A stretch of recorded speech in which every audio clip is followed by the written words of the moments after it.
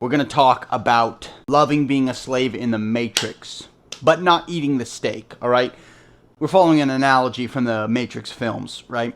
So mostly what this is really about is like loving the season that you're in, divine timing, and like playing the role of where you're at, right? No matter what trial or tribulation or season I'm in, I find a way to throw a positive spin on it because it does no good to be like in self-loathing, right? When you're in a situation or circumstance that kind of sucks and it's not the greatest, like what good does it serve you to just pout about it? It doesn't actually. So find a way to look at it positively. All right, so eating the steak sucks. And what is that an analogy for? That's an analogy for like just becoming complacent and subservient to the system. Whereas I found joy in being a slave in the Matrix.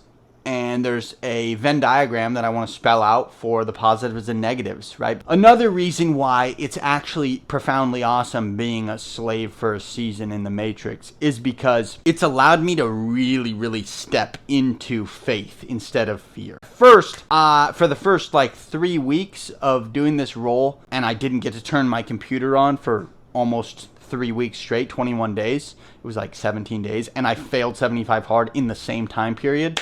I was like, dude, my dreams have died. I've literally become a cog in the Matrix. My dreams have died. They're never going to pick back up again. It's over. I'm just a slave now. I'm an NPC. I've become a bot. And I just stepped fully into fear.